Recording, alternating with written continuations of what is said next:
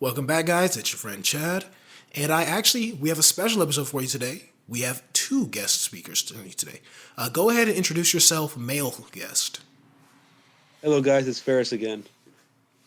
Perfect. Needs no more introduction than that. You hear Ferris, you know who it is, you know the thoughts, you know the quality you're gonna get. It's got, it's like Walmart. You hear Walmart, you know it's gonna be good every time. It's gonna be cheap, it's gonna be affordable, and I'm gonna have a greeter, an old person at the door saying hi to me. All right, now time for our special friend, our female guest. Go ahead and introduce yourself, female guest. Hi guys, my name is Dahlia.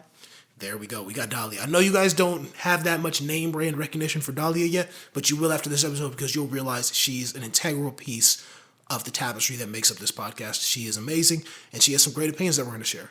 But before we get into that, we're going to do a little twist. This is something I'm thinking about starting off every podcast with. Go ahead and let me know in the comments if you like this. But we're starting it off with a trivia question today. So the first question I have for our guests, and this will really let you know what the topic of the podcast is, in Western democracy, so I'm counting the West as Europe, the Americas, and Australia, and a few of the other, like New Zealand, the Austronesian territories in that area, and I'll count Greenland and all that stuff in it too. Which of the leaders of a Western democracy has been in power for the longest? I'll give you a hint. This is somebody who's been in power for 10 years. Any guesses? Would I say Justin Trudeau? Wow, you got it straight away. It is, in fact, Justin Trudeau, the current, soon to not be, Prime Minister of Canada. He's recently announced that he's stepping down, and we're going to address some of the reasons that occurred today and some of the ways he could have avoided it. All right, so before we get into it, I'm going to do one more trivia question, just to see how we feel about this, how things keep going. There are several reasons I believe Justin Trudeau and his party, the Liberal Party, are going to be out of power in the coming years after the election. They're having an election in about 6 months. He postponed it. Should have been in January. Some people are saying it'll be in March. Within the next 6 months, though, we will have a new leader, a new party leadership in Canada. It's very likely that the Liberal Party will become the opposition party, and one of the others will take over. One of the reasons for that is that there's been a real climb in immigration in Canada, and that's had some real strains on their social fabric, and not just in terms of assimilation of the immigrants and cultural things like that, but also just strict numbers. There's a lot of them coming in, and there's not a lot of housing in Canada. Canada is one of those places where I think 80%, I believe is the number, 80% of the population of Canada lives further south than some of the northernmost cities we have in the U.S. There's several cities in Wisconsin and Minnesota that have technically a further north latitude than the most Canadians live in. Most of them live in the Toronto area or the Quebec area or Vancouver. Most Canadians live south of a line that a lot of Americans live north of in theory. So it's as much as we think of Canada as a big area, a big country with a population that's probably dispersed throughout it, it's a very concentrated population center that holds most of the actual citizens of that country. In the past 5 years, there's a number that Canada has been importing in terms of immigrants every year. They've gone north of this number every year. I want you to guess which that number is. I'm going to give you 4 options. Are you both ready? Hmm. So, in the past 5 years, has Canada imported more immigrants than X each year? The options are A, 100,000, B, 200,000, C, 500,000, D, 1 million immigrants each year. What are your guesses? I want to say B, 200,000. I want to say 500,000. Got it. Well, you're both wrong. I'm sorry. You're both right, technically. Technically speaking, you're both right. The right answer is C, 500,000. Because 500,000 is bigger than 200,000, I maybe should have phrased it differently. We'll work on that next time. Dahlia, you're technically right. They have gone north of 200,000 every single year. But over the past 5 years, starting in 2021, the nation of Canada has imported more than 500,000 immigrants each year. Before that, they were around 200,000 each year. And if you go back into like the 1990s, it was way less than that. Like they were getting below 100,000 each year in terms of immigrants. So in the past 15 years, really been a big ramp up, and especially since COVID, since the 2020 pandemic, huge ramp up in terms of the numbers of immigrants that they've been allowing to that country. One of the Wow. Yeah, it's a real wow. One of the effects of this has been that they've been bringing all these people in, so 500,000 people a year, but they haven't been building 500,000 new houses every year, 500,000 new apartments, new condos, new places for these people to live. So the Canadian housing market looks a lot like the US housing market did in the early 2000s, where there were a lot of new entrants into the market. In the United States, that was because of subprime mortgage loans. So they were offering lending and options on financing house to people who previously would not have qualified and would have been in the rental market. In Canada, it's just because they have more people. So in America, we were letting poor people actually buy houses because of the bank doing some shady things with some of their financial instruments. In Canada, it's really just because they have more people coming in than they knew what to do with. So that has caused a real strain politically. And that's one of the major reasons. I would say probably I think that is the number one reason why Trudeau had to step down and why his party is likely to no longer be the dominant coalition within the Canadian government.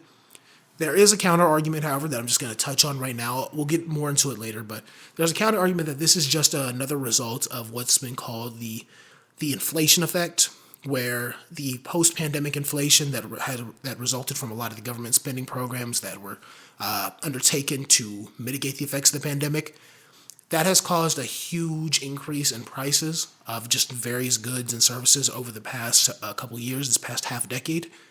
And because of that, pretty much every incumbent party in Western spaces, Western countries, has been taken out of power. So Joe Biden, he was in power during this inflationary period from 2021 to now. He's still technically in charge in 2025. He's out of power. Johnson and the Conservative Party in the UK, out of power.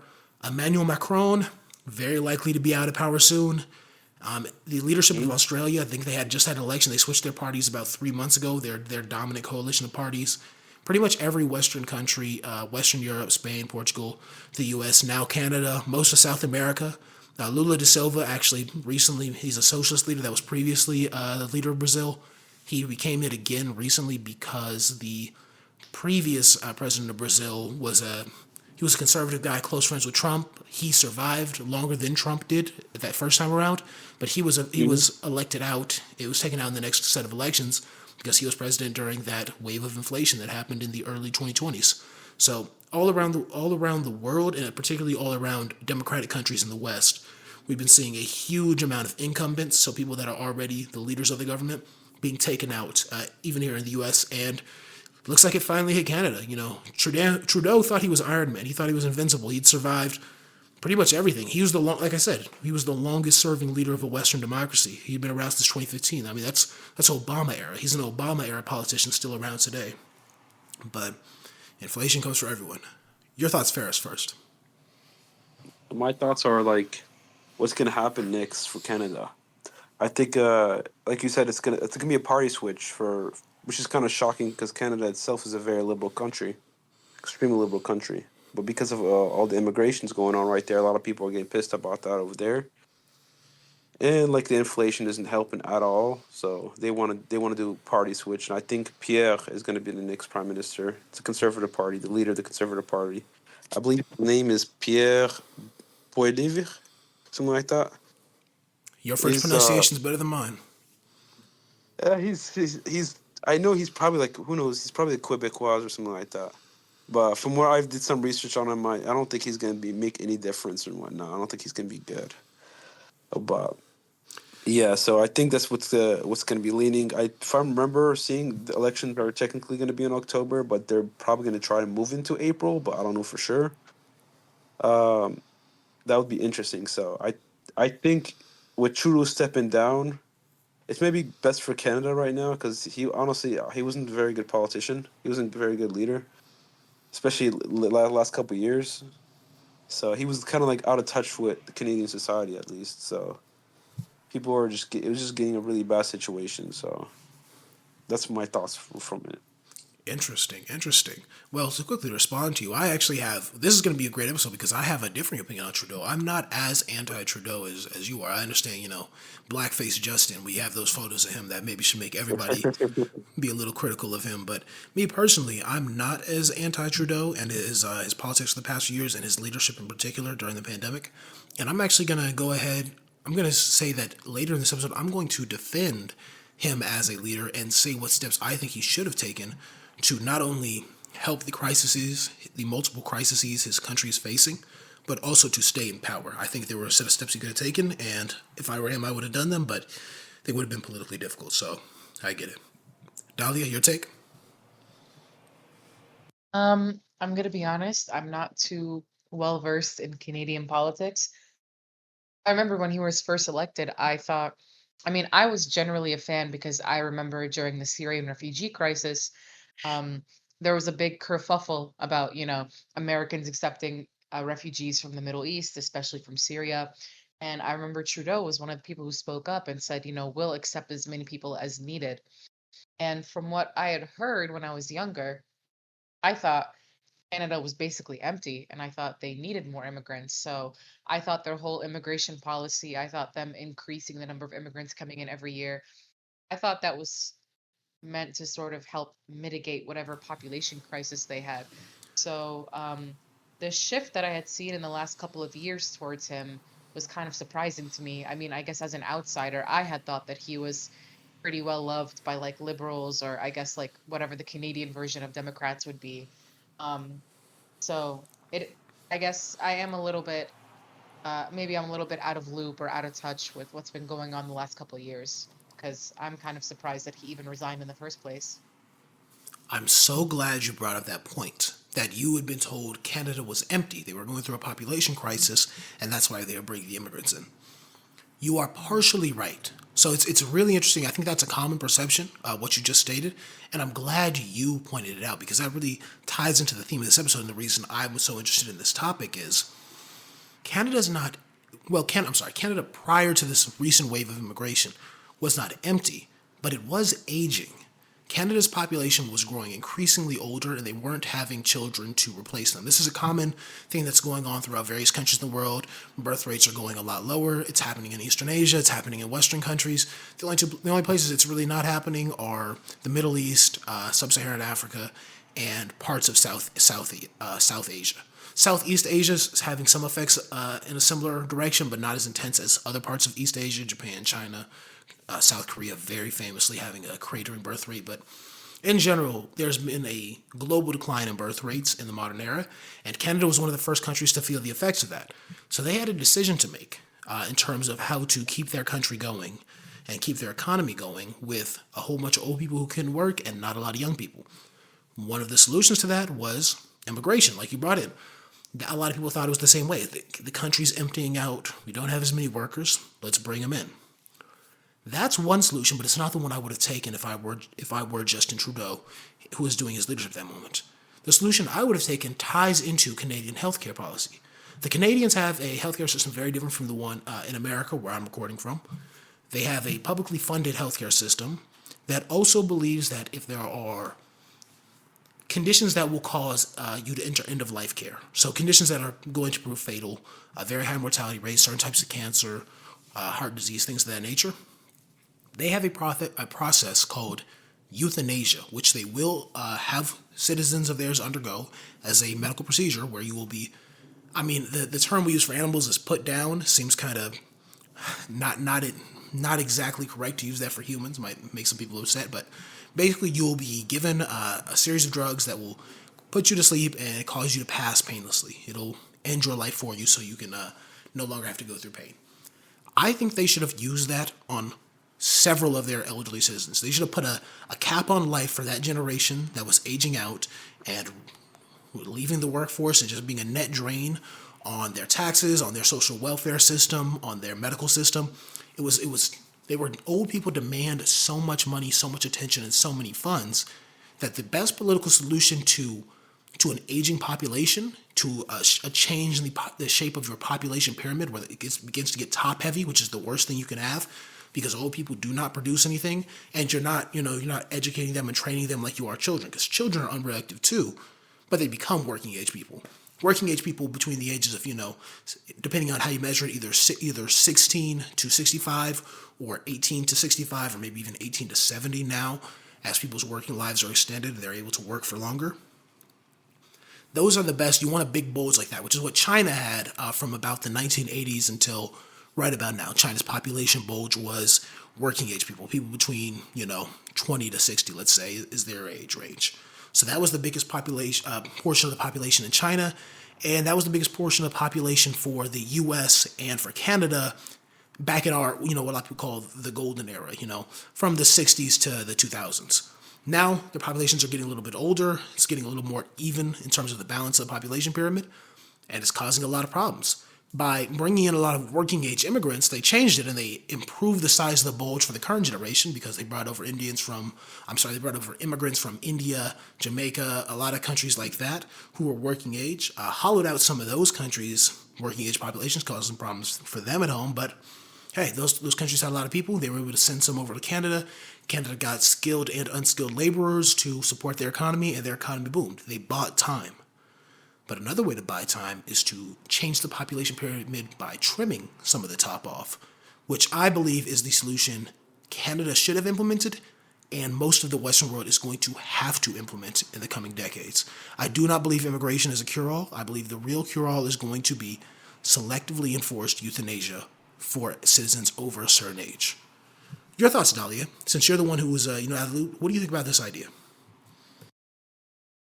I, hmm, in the nicest way possible, I think it's a little heartless. I think, I don't know. I think the elderly are just the most exploited and most like undervalued community, especially in the West. Um, I think I've seen other cultures that, they keep the elderly in their care. I know a lot of people who come from like immigrant families where their grandmas and grandpas still live with them. And usually in some other nations, the elderly are seen as like a source of wisdom. And they should be granted a lot more respect. I think we as a society have just started to look at older people as kind of like this group that's like not necessary, that's kind of taking up space or like I don't know, using the nation's money or whatever. And I think it's just a sad situation. I don't know. I think they deserve more respect and but I think it's just a societal issue of like once they get older, we just place them in nursing homes and we're like, that's it. They're not really good for anything. But I don't think that's true. I think we kind of need to shift. I think we need to shift the positions of elders. I don't think that they should necessarily, you know, be in very big positions of power in the government, for example, but I think that the way that we view them needs to shift. Ferris, your take? I won't say I fully agree on what you have said. I think it's going a little bit too far extreme. I do have some respect for the elderly, but I do believe like when it comes to like elections and whatnot, making big decisions on policy and who we vote to be running our countries and all that for next generation should be people that are like I'd say contributing to society, meaning like financially. So people that pay taxes and whatnot. So if you're like a retired old individual, let them retire. You know, let them be in retirement homes. That's it. But they shouldn't be able to vote for a generation they have no understanding of. So I just think they should be able to like kind of like live off and do whatever they gotta do. But I don't think they should be able to make so much like financial decisions or economic or just political decisions for us. I'd say because I'd say I kind of go as far as kind of like maybe force retire some of these people, specifically the billionaire ones that are owning these mega companies and see the CEOs that are like boomer CEOs, even Canada and the U.S. and whatnot, and the West in general. Because it's time for them to retire and like let the younger generation kind of like take the next step. So that's how I truly feel about it. I agree in terms of forced retirement, but I really want to force them to retire from life. I want them out of that way in that sense. Got it. So, quick little trivia question for you guys. Let's do one more right before we wrap up the episode. What do you? So the program in Canada where they do euthanasia is called MAID, MAID, Medical Assistance in Dying. In the year 2023, how many cases of medical assistance in dying do you think the Canadian healthcare system saw through? How many did they push through all the way? I'm going to give you four options. A, about 15,000. B, about 20,000. C, about 50,000, D, about 100,000. Dahlia, you first. I was thinking a way lower number to begin with. I'll just say A, 15,000. Ferris? I'd say roughly. I kind of agree with that. Yeah, I think like 50,000 would be A. I just feel like that's a reasonable number. You guys are right. Unfortunately, I don't agree that that's a reasonable number. I think that's way too low. 15, 1 5. That's all they Yeah. did. We need to push that up to at least 100,000. We need to 10x that. Like, it is insane to me that all these old people in this country, decrepit, draining on resources, providing nothing to the economy, providing nothing to the culture of Canada, they're just sitting around when we have a fully effective program here where we can help people. The average age of someone who went through the MAID process in 2023 was 77.6 years old. We need to bring that way down. But We need people going I out at feel like like, 75. Like, you've had a but good run if you're making it to 75. Go ahead, Dahlia. Sorry. no, no, it's all good. I think the problem with that is that like that's a slippery slope, you know? It's like you can say, for example, oh, well, the elderly are not contributing anything to society, and then all of a sudden you've got like you're going down like a far right pipeline, and then you go, oh, well, poor people don't contribute anything to society, and then you just keep on going down, and then all of a sudden it turns into like a eugenics talk, and then you're like, oh, well, which groups even should be here at all, if any? Um, so I don't know. I think my issue with kind of placing value over one life over with one life over the other is that it can easily lead down this like very selective slash racist slash what have you talk into just kind of whose life really matters. If it's a slippery slope, I'm ready to go skiing. All right. These old people, they've done enough damage. We need to get them out of here. I understand what you're saying. That in terms of qualifying which lives matter more, that's a hard decision to make. But even in historical examples in the region of Scandinavia, thousands of years ago, not even thousands actually, a couple hundred. I'm trying to be nice to these people, but it was really hundreds of years ago. They had a process. It was a tradition in which people who lived too long and were no longer making positive contributions to their village, their tribe, their community would be executed. They would commit suicide. They would. It was famously referenced in a movie that came out, Midsommar, where the old people they jump off a cliff, and if they survive, they get their head smashed in with the hammer, or they would get it chopped off with an axe or sword. Back in the day, usually an axe. Axe is kind of the preferred weapon for most executioners. Outside the Middle East, they use swords a lot for executions in the Middle East, but in general, they would tell these old people, "Hey, you're too old. You're a drain on our resources. Take yourself out, or we'll take you out, and we'll help you make it as painless as possible." I believe that tradition served a very important purpose, and there are several traditions like that all around the world. The issue is nowadays we almost have a tradition of doing the opposite. We subsidize old age. We give free healthcare to old people instead of young working age people. It's a good investment to take care of the bodies of young people, to help them, stay in shape, stay healthy, make sure they're good to go day to day. Investing in old people does nothing for a country. Giving free healthcare to old people is always going to be a net negative. So if we're going to give them free healthcare, I'm just saying we need to look at their charts, look at everything that's going on at a certain point and say, hey, the cost of this is too high. Either we can use it financially, or if you guys think that's inhumane, we can look at it in the terms of human suffering. We can say, hey, the amount we're investing in you, one, isn't easing your pain enough, isn't making your quality of life any better. Two, it's distracting us from helping these younger people who really need to be able-bodied. They need to be fully capable, or younger disabled people even. If you're 75, you had your run. You had your years. You enjoyed everything you could to enjoy.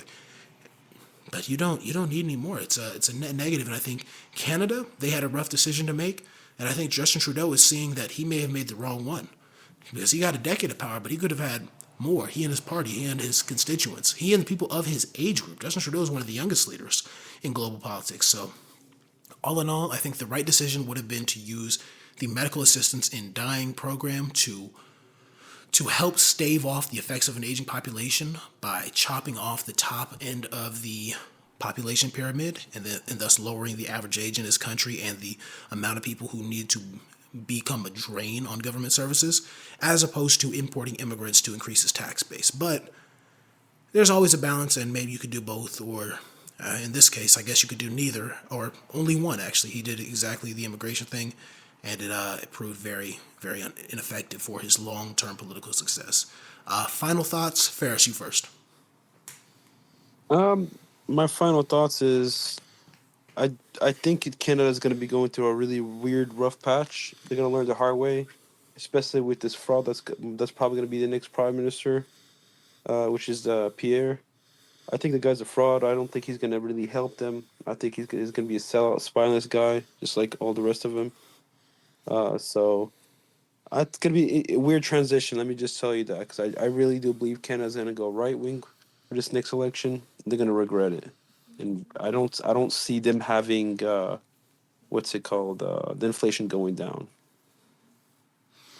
Got it. Great take. Dahlia, yours?